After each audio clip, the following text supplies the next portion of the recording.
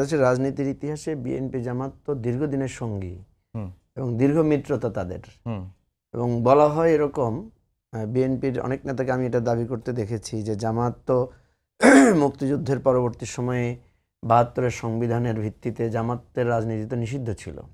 জিয়াউর রহমানই বহুদলীয় গণতন্ত্রের যখন পথ উন্মোচন করেছেন তার মধ্য দিয়ে কিন্তু জামাত স্বনামে রাজনীতিতে ফিরে এসেছে। এবং এর পরবর্তী সময়ে আমরা দীর্ঘ সময় দেখেছি জামাত এবং বিএনপি জোটবদ্ধভাবে এই ইলেকশনও করেছে, আন্দোলনও করেছে, বহুবার তারা একসাথে ইলেকশন করেছে।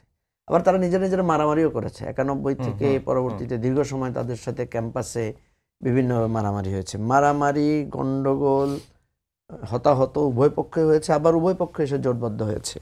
সুতরাং আপনি কেন অবাক হচ্ছেন যে বিএনপি জামাত জোটবদ্ধ হওয়াটা অসম্ভব? তো আমি দেখি না। এক নাম্বার, ইভেন এখনও বিএনপি জামাত অনেক জায়গায় জোটবদ্ধ আছে। আপনি যদি প্রেস ক্লাব নির্বাচন দেখেন, ডিইউজে বিএফইউজে ইলেকশন দেখেন, আপনি যদি বিএমএ তারপরে বিভিন্ন আইনজীবী সমিতি দেখেন, এখনও দেখবেন বিভিন্ন জায়গায় বিএনপি জামাত জোটবদ্ধ হয়ে প্যানেলে তারা ইলেক্টেড হচ্ছে।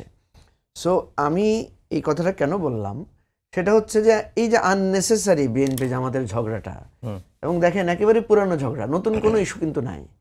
বিএনপি জামাতকে গালি দিচ্ছে ৭১ ইস্যু নিয়ে, আর জামাত বিএনপিকে গালি দিচ্ছে তার চাঁদাবাজ, সন্ত্রাস, হাবিজাবি, দখল, এগুলো নিয়ে। তো এই অভিযোগ তো বিএনপির বিরুদ্ধে আগেও ছিল। জামাত কি জানে না? জামাত যখন জোটবদ্ধ হয়েছে বিএনপির সাথে, তখন তো বিএনপির এই বহুমাত্রিক এই চরিত্র সম্পর্কে জামাত জেনে শুনেই তো জামাত বিএনপির সাথে জোটবদ্ধ হয়েছে। আর ৭১ সালের পরেই তো বিএনপি জামাত জোট হয়েছে। সুতরাং এইটাকে আমার কাছে একদম নিছক হাস্যকর মনে হয় তারা যখন একে অপরের কাদা ছোড়াছুড়ি করে।